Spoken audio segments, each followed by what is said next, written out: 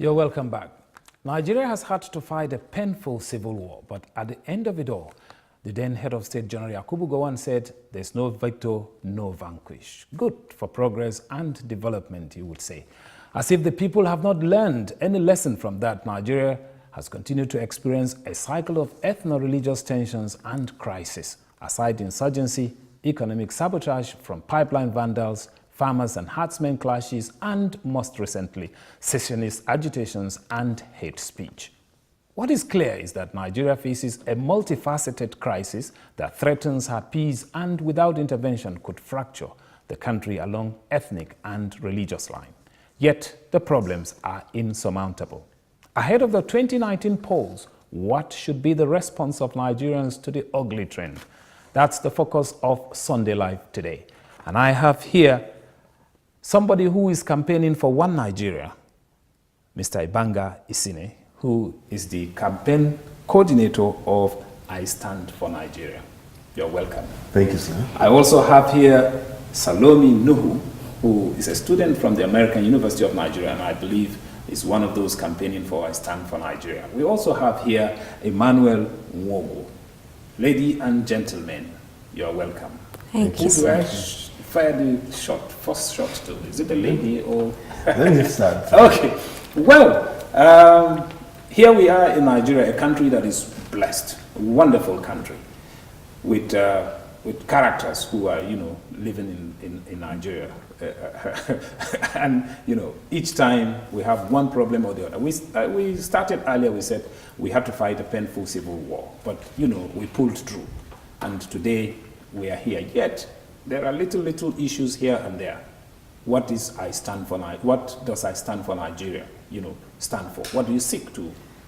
Yeah, quite a month ago, or less than a month ago, we were back at a point where we could have gone into another civil war. Mm. And the level of hate speech was so alarming, and it got to a point that we saw the military being deployed in the southeast and then south. And then we are already having a serious problem here in the northeast. And when you saw what was happening and the kind of conversations that were going on, especially on the social media, you begin to wonder, are we really sure? Did we learn anything from the Civil War? And so this campaign is essentially to tell Nigerians, look, we are one, and our diversity should be a source of blessing and not a cause of conflict. And that's why we came up with a theme after a research. The students went into research to look at what are the main drivers of hate speech. She will talk about that. And so after everything in a survey, we came down to analyzing the data, and we discovered a lot of things. So I think Salome. I'm happy to hear that, young people who are the future leaders, will sit down and think about Nigeria and the future of this country. But what is it all about? Young people like you that probably one would say, you do not know what this country, it's on, what we stand on. And yet, the thought came to you that you should sit, brainstorm, and come up with something that will reunite the people. What are we telling us this morning? It's important for the youth to know these things because ever since I was a child, I was told that you are the future of Nigeria. You're the future of Nigeria. Funny enough, the future has come because, we're taking things into our hands now, and it's important for us to know that Nigeria is important and our unity is important. So while we were doing the research, 3 things came into play: our ethnicity, our religion, and our political affiliations. These are the 3 major drivers of hate speech in Nigeria. And then we came to the conclusion that, okay, when we are born, no one has a choice. We don't get to choose to be born in this family, into this religion, into this ethnic group. We don't get to choose. It just happens. So why should these 3 things separate us? Why should these 3 things tear us apart when we didn't even get to choose, So that's what those were the 3 main drive points for our study. Yes. Okay. Yeah. What's your dream of an ideal Nigeria that you had to brainstorm to come up with this development? My dream of an ideal Nigeria would be the scenario, the situation whereby people in Nigeria or citizens of Nigeria look at themselves first as Nigerians, right, before any other ethnic affiliation, so before any other form of social identity again. We are Nigerians first, and then any other thing comes from. I'm Nigerian first, and then I'm Igbo. I'm Nigerian first before I am Hausa. I'm Nigerian first before I am Yoruba or any other ethnicity. Again, I'm Nigerian first before anything else, and that will be the ideal situation where we can come together and forge a path towards success and development. I'm happy that that's the driving force behind this campaign. Yeah. You want people to put aside their differences and see if we can work together in this country. Is it doable? Of course, it is. Almost 60 years after, we're still at each other's throat. You see, when we did the research, the population was about 480 students from AUN, Federal College of Education, and State Polytechnic here, SPI. And all of them agreed that to fight hate speech, to unite Nigeria, or Nigerians as the case may be, we must go to the people. The people, individuals, hold the key to uniting this country. So if I decide not to use certain words, like calling somebody Nyami, calling me Onyemo, all these things that are doing actions, or taking actions, or saying things that will disparage me, make me feel ashamed on account of my ethnicity, on account of my political leaning, on account of my deformity, on account of who I am. And that's wrong. So if individuals will stop it, then. Now, one of the things we also found out is that most of these things come as a result of politics. And because politics hold the key to economy, who gets what and from where. And so if people stop insulting one another on account of their differences, when politicians, those who who set the fire, those who, try to bring people to at loggerheads, when they come with their antics, the people say, no, we know we love this country enough not to do what you're saying. We'll stand for Nigeria. And so, individuals. So, if Nigerians like I, like Salome, like Emmanuel, and like you, would say, enough is enough, we ain't going this way again, that's the beginning of change. And real change must start with the people, not the one people preach to us. Well, enough is enough. You are young people who are gadget freaks. You play with gadgets. And the social media is the in thing today. And this is what people use, to promote hate speech and all that. How do we counter hate speech in, a society where these things are handy? Young people. Go ahead. Okay. Well, according to our study, the social media platforms where we found hate speech the most was Facebook, Twitter, and WhatsApp, with Facebook being the highest, about 68%. And like when you just go through social media, you can see an innocent picture. It's meant to be funny.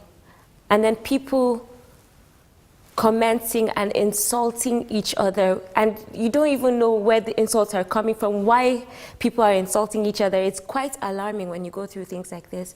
So I feel like the way we can counter it is celebrating our diversity.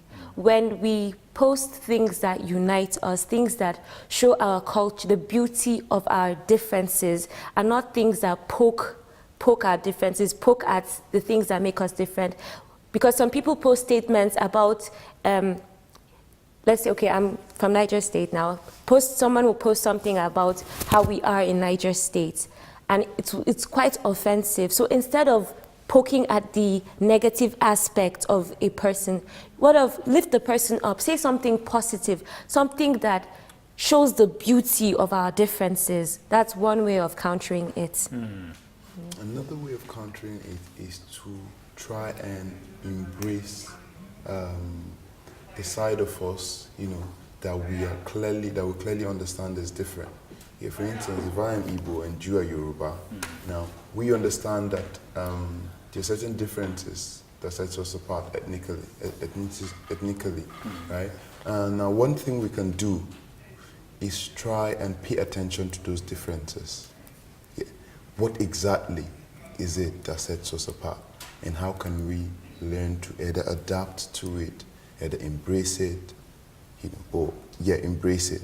Now, online, speaking of online and social media, when we see things like this, right, what we are meant to do, is go like, oh, hey, this is nice, right? This is from Yoruba, and this is something I don't have in my culture.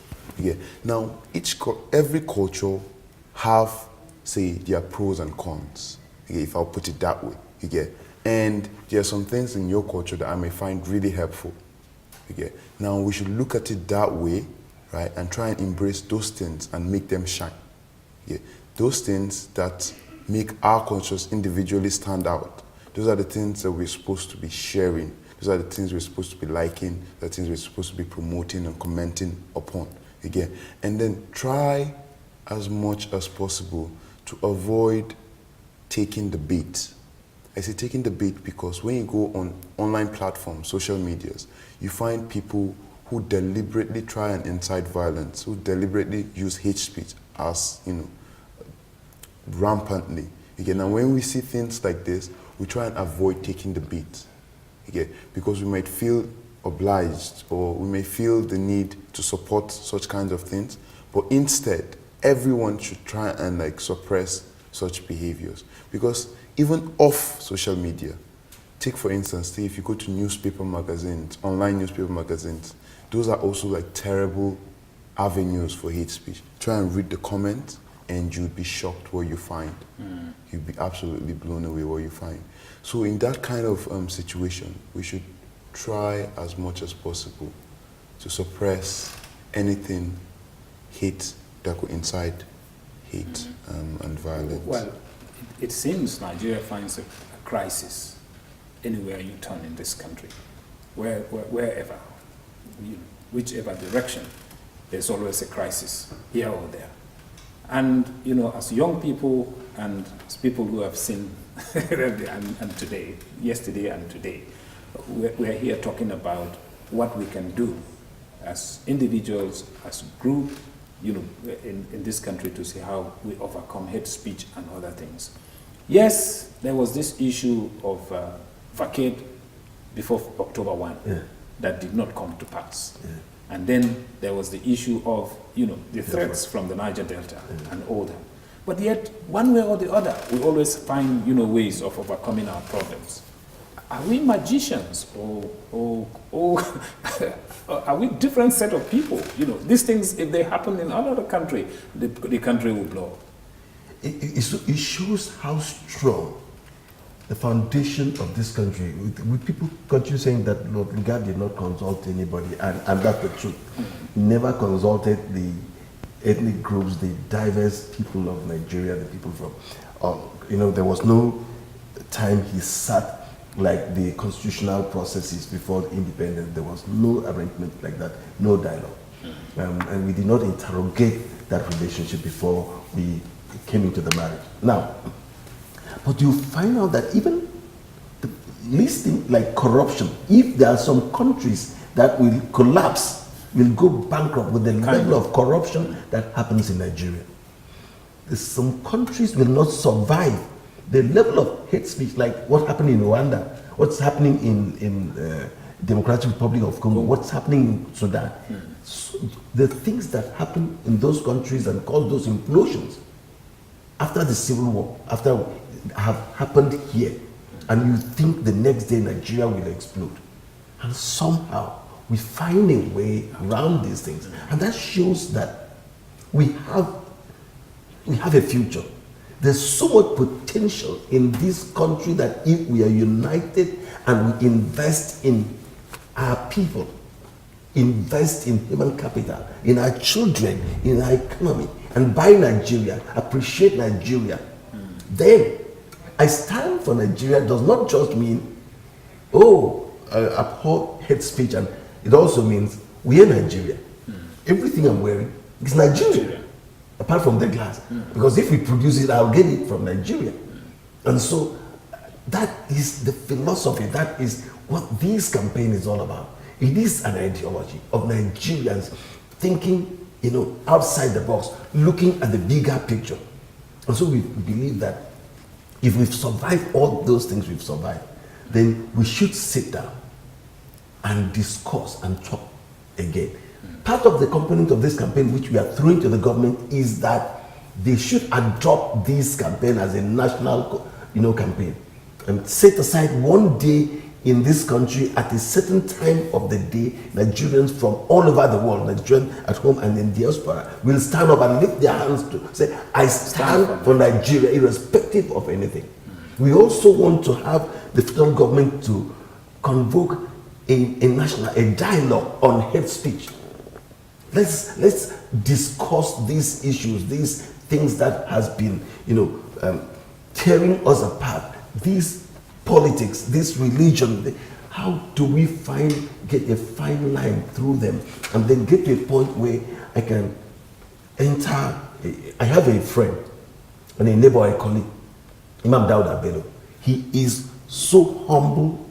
He is so easy to access. He will tell you, he will preach to you in such a way that you love to listen to Imam Bello. And he's a Muslim cleric.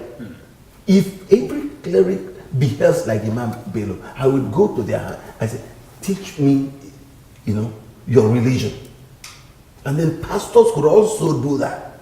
There will be no need for people to ask others to carry things and go out and fight or still talking about things that will unite us. Yes. With clerics like that who Yes. will do things that will unite the people. And let me put it on record too. Yes. The Bishop Mamza of the Catholic Church and Makanto, these are also pastors on this other side who have also preached and acted, give out to people whether you're a Muslim or you're a Christian equally. And that is how to stand for Nigeria. Exactly. Well, before now, I know that AUN had a program, I believe, I am a believer. I'm a believer, yes. Right, I'm a believer. I know it won an award in Africa, and Yes. the second. Yes, we came second to Bangladesh. In the world. Yes, in the world. Well, yes, And this is part we of the continue campaign. to win laurels and all that, and yet the people are not united. What makes you think that this same, campaign will make a difference in the lives of Nigerians? Before I throw it to them now, the component that the federal government has to take, those previous this thing did not have those strong components.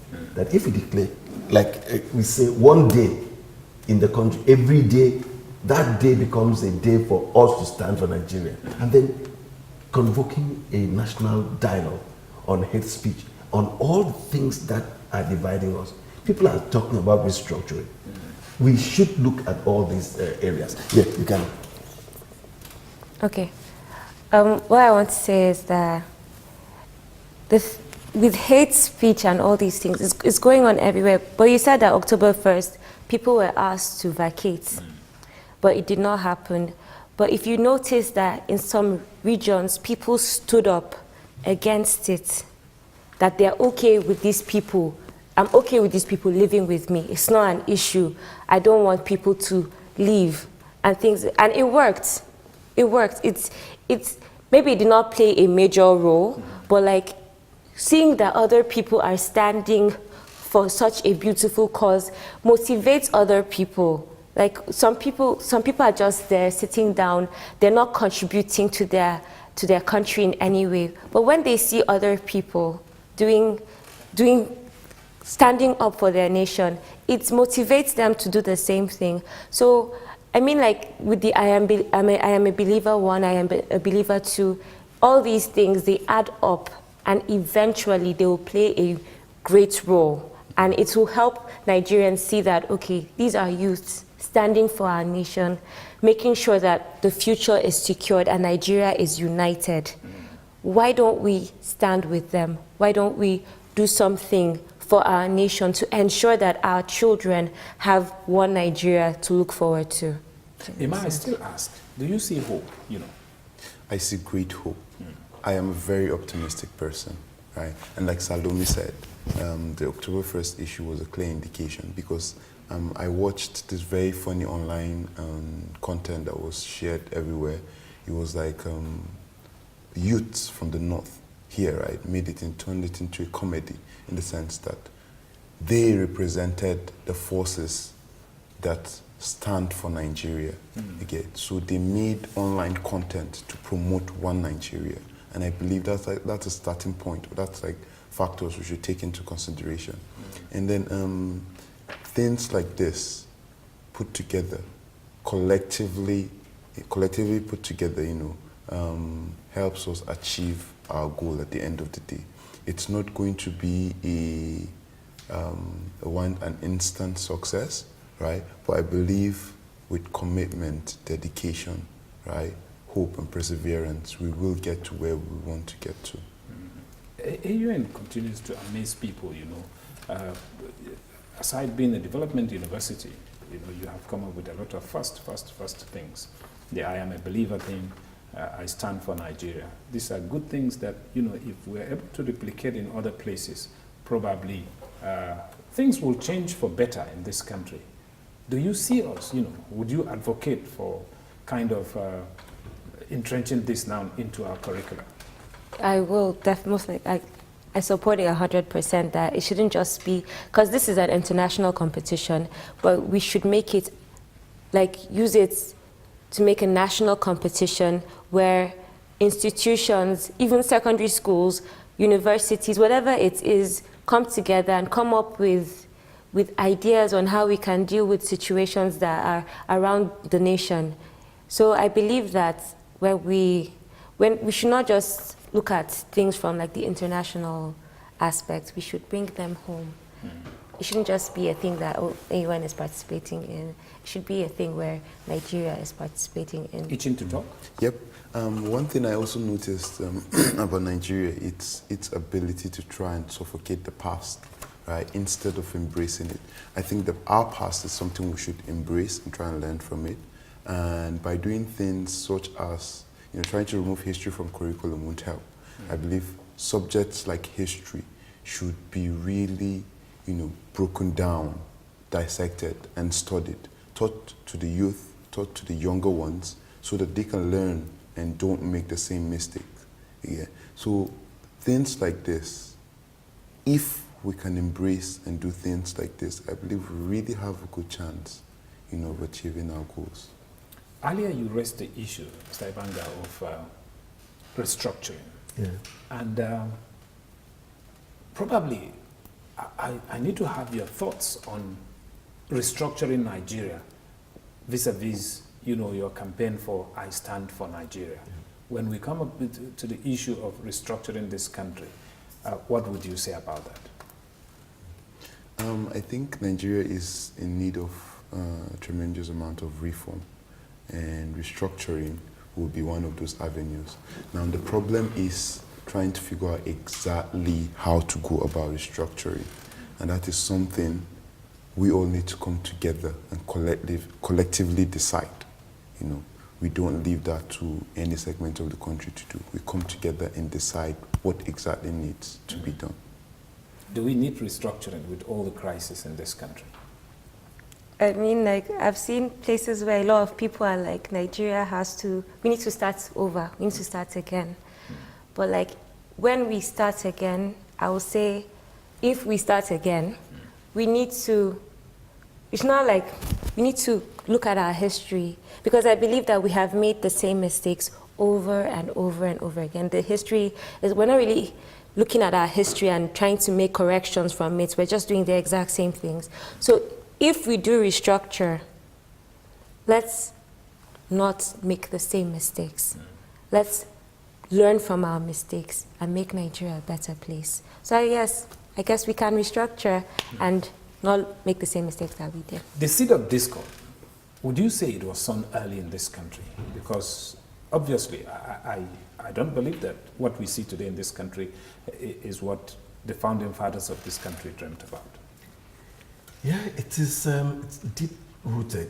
It started from there, because if you remember, as early as 1966, we were singing different songs, and there were people who were in that same time, at that same time, who were very patriotic, and they really loved the country, but the wrong decisions were made.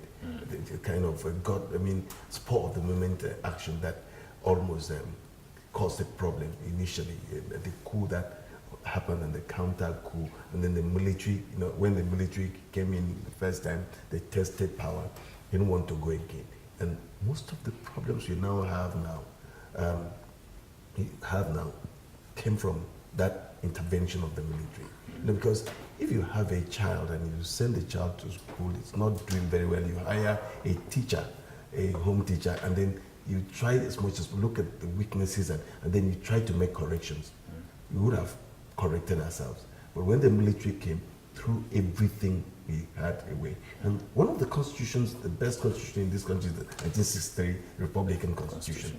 It still was the best because the regions we had were competitive, they loved themselves, there was a sense of patriotism, they were Nigerians until we lost it. So I think if we get back and really sit down like my students have said, they have really made valid points here, and they're not talking like children, they're talking from very high level of understanding, and so we should listen, because the elders have said, let's restructure. The young people have said, let's restructure. The Biafra did not come to be, and has not come to be, and will not come to be if we do the right thing. And those who say leave our area, the north, it didn't happen. Now, we should not say we are out of it. We should get back to where we can have a clear understanding of what we want, how we want the country to be. Because the seed we sow today will germinate in the future. It is what we'll hand over to our children. And it will be bad if we do not sow the good seed. We do not sit back and get this country to work, get our people back to school, get food, and then fix the health sector, and fix relationship between Nigerians. I think if we... But how do you intend to drum up support for this campaign? Because this is something that we need in this country, from other sections of Nigeria. Yeah. What we currently, we've written a letter to the Minister for Information, and we want this to become a national campaign. We've written to some state governors, like the governor of Sokoto State already. The governor of Benue State has gotten it, about 3 governors.